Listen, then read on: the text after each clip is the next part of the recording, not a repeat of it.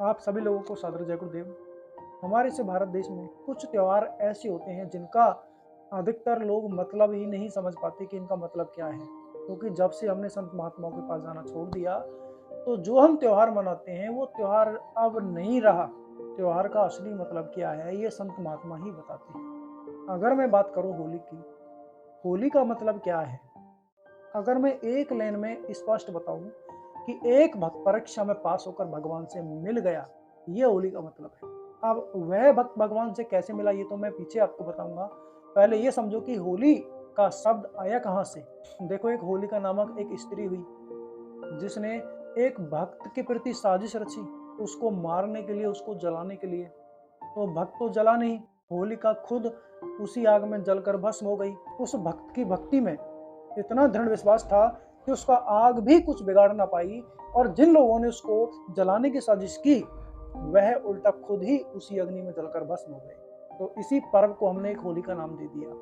तो तब से लेकर आज तक हमारे इस भारत देश में होली का पर्व, होली का त्योहार मनाया जाता है। यहाँ एक बात निकल के सामने आती है, चाहे दुनिया का कितना बड़ा भी ताकतवर इंसान हो, चाहे कितना बड़ा भी समृद्धशाली हो, चाहे तीनों लोकों का ही विजेता क्यों ना हो, वह एक भक्त को उसकी भक्ति से, उसके विश्वास से, भगवान के प्रति जो प्रेम है उससे डिगा नहीं सकता। चाहे तीनों लोगों का विजेता हो, लेकिन एक भक्त को वह जीत नहीं सकता।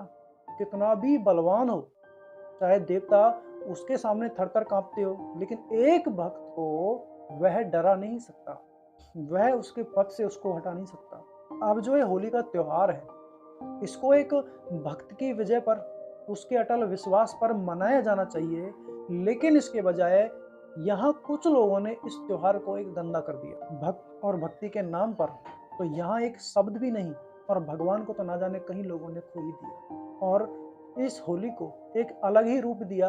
कैसा रूप? मांस का, शराब का, अय्यासी का, छेड़छाड़ का। ज्यादातर यही सब कुछ हमको देखने को मिलता है। जहां भी होली होती है आप देखो, क्या वहां भक्ति की बातें होती हैं?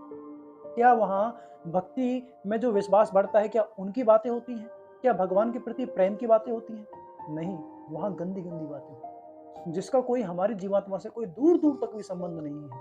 तो ऐसी होली एक भक्त के लिए और लोगों के लिए हानिकारक है। इसीलिए असली मतलब संत ही बताते हैं कि असली मतलब क्या है। जहां इस कोई संसार दुनिया से रंग में रंग कर इस संसार दुनिया से निकलना था, वही दुनियादारी के रंग में रंग कर उल्टा यह इसी संसार सागर में फंस जाती है। तो असली होली कहाँ है मुझे बताओ? कहीं देखने को ही नहीं मिलता। जहां से होली का शब्द आया था, अगर हम वहां बात करें, तो वहां एक भक्त इस दुनियादारी से निकला था, और उसी के नाम पर हम ये होली मनाते हैं। तो यहाँ कितने भक्त हैं जो कि मालिक से प्रेम करते हैं और इस संसार दुनिया से निकलना चाहते हैं? क्या इसी तरह की यहाँ होली होती है?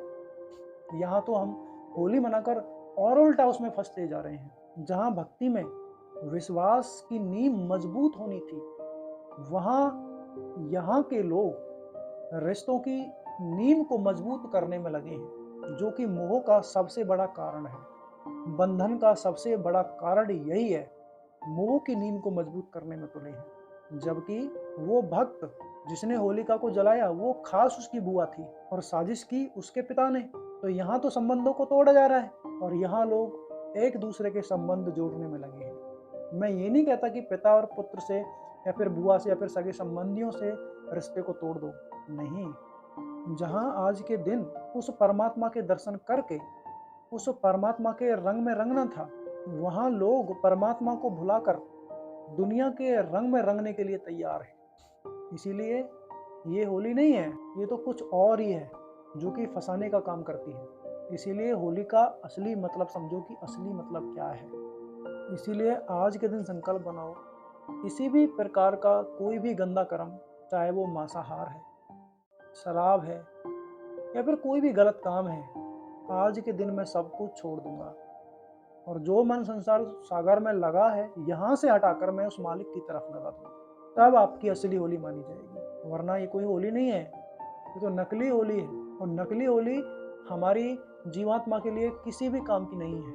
असली होली मनाओ, भगवान के दर्शन पाओ। जय गुरुदेव।